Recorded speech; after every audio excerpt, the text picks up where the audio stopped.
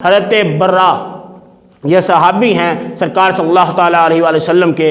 اب فرماتے ہیں سرکار صلی اللہ تعالیٰ علیہ وآلہ وسلم نے جب عید قرباں آئی تو اعلان فرمایا اپنے اپنے جانور جا کے لے لو، اپنے اپنے جانور جا کے لے لو. آپ فرماتے ہیں کہ میں اس جانوروں کی منڈی میں کھڑا تھا، میں جانوروں کی منڈی میں کھڑا تھا، مجھ سے ایک شخص کہتا ہے کہ بتاؤ حضور علیہ السلام نے کون کون سے جانور کا کہا ہے کہ ایسے ایسے جانور کی قربانی کرنی ہے، کون سے جانور کا منع کیا ہے کہ ایسے جانور کی قربانی نہیں کرنی.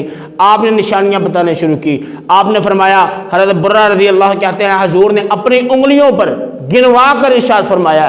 آپ نے فرمایا کہ وہ جانور جو بالکل اندھا ہو اس کی قربانی نہیں کرنی، جو بالکل اندھا ہو اس کی قربانی نہیں کرنی، وہ جانور جو معذور ہو، چل نہیں سکتا، چل کے قربان گاہ تک نہیں آ سکتا، اس کی قربانی نہیں کرنی. اور وہ جانور جو اتنا عیبی ہو، اتنا اس میں عیب ہو کہ ظاہراً نظر آ رہا ہے، اس جانور کو بھی ذبح نہیں کرنا. جب یہ گنوا رہے تھے لیکن آخر میں فرماتے ہیں حضور نے اپنی انگلیوں میں ضرور ارشاد فرمایا ہے، لیکن حضور کی انگلیاں میرے ہاتھوں کی انگلیوں سے زیادہ بہتر تھی، زیادہ اچھی تھی.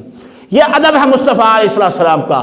کوئی درس نہیں دیا حضور علیہ السلام نے، یہ نہیں فرمایا کہ یار تو نے یہ کہنا ہے کہ میری انگلیاں تمہارے جیسی نہیں ہیں یا سرکار جیسی ہیں. یہ کوئی لفاظ سرکار نے نہیں فرمائے، بلکہ وہ صحابی کہتے ہیں کہ میں جو ہے حضور علیہ السلام کی انگلیوں کے مشابہ بھی اپنی انگلیاں نہیں سمجھتا.